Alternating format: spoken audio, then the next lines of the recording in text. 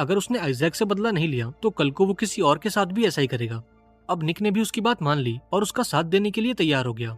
वहीं दूसरी ओर आइजैक और उसके साथियों को यह पता चला कि बॉब हर साल सारा नाम की एक लड़की को फूल भेजता है, और इस बात का पता लगते ही आइजैक ने अपने आदमियों को सारा को किडनैप करने भेजा। वहीं दूसरी ओर बॉब और निक हथियारों के एक एक्सपर्ट से मिलने पहुंचे, जहां बॉब ने इस आदमी से पूछा कि क्या ऐसा मुमकिन है कि गोली किसी और बंदूक से चले और दिखाई किसी और बंदूक से जाए। इस पर यह आदमी कहता है कि हाँ, ऐसा करना मुमकिन है। इस टेक्निक को पेपर पैचिंग टेक्निक कहते हैं, जिसमें गोली चलती कहीं और से है और दिखाई कहीं और से जाती है।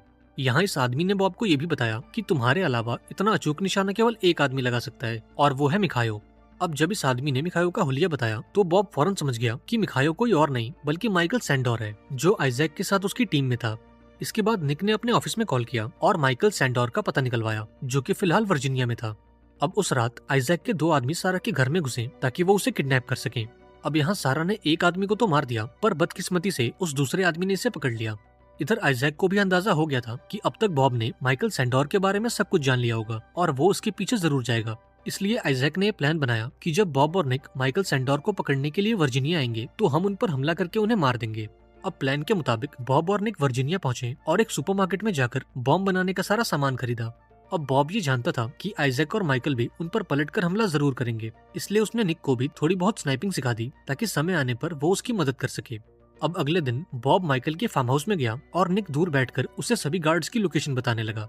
अब बॉब ने सभी गार्ड्स को एक एक करके खत्म किया और फार्म हाउस में जाने से पहले उसने आसपास की झाड़ियों में ढेर सारे बॉम्ब रख दिए। इसके बाद वो फार्म हाउस के अंदर गया, जहाँ माइकल पहले से उसका इंतजार कर रहा था। यहाँ माइकल ने उसे बताया कि असल में हमारा प्लान प्रेसिडेंट को मारने का नहीं बल्कि उस दूसरे देश के नेता को मारने का था, क्योंकि उस दिन वो लोगों को उस गांव के बारे में बताने वाला था जिसे आइजैक और उसकी टीम ने एक ऑयल कंपनी के कहने पर बर्बाद कर दिया। दरअसल आज से 3 साल पहले एक बहुत बड़ी ऑयल कंपनी को अफ्रीका के एक छोटे से गांव में अपनी पाइपलाइन बिछानी थी और इस काम के लिए उन्हें उस पूरे गांव को खाली करना था। लेकिन जब गांव वालों ने ऐसा करने से मना कर दिया तो आइजैक और उसकी टीम ने गांव के सभी लोगों को मार दिया और उन्हें एक बड़े से कब्र में दफन कर दिया।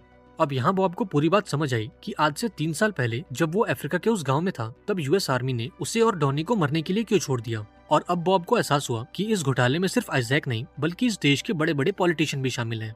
अब ये पूरी बात बताने के बाद माइकल ने खुद को गोली मार ली और ठीक उसी वक्त आइजैक के लोगों ने बॉब पर हमला कर दिया। अब दूर बैठे निक ने बाहर मौजूद सभी बॉम्ब्स को एक्टिवेट कर दिया और अंदर से बॉब ने आइजैक के लोगों को एक एक करके मारना शुरू किया। अब इन सभी को मारने के बाद बॉब इस फार्म हाउस से बाहर निकला, पर ठीक उसी वक्त एक हेलीकॉप्टर ने उसे चेस करना शुरू कर दिया। अब चूंकि निक और बॉब इस हमले के लिए पहले से तैयार थे, इसलिए उन्होंने आइजैक के लोगों का जमकर मुकाबला किया। अब जैसे ही वो हेलीकॉप्टर एक ऑयल टैंकर के ऊपर आया तो बॉब ने उस टैंकर को शूट करके उसे ब्लास्ट कर दिया और इस धमाके में वो हेलीकॉप्टर भी जलकर राख हो गया।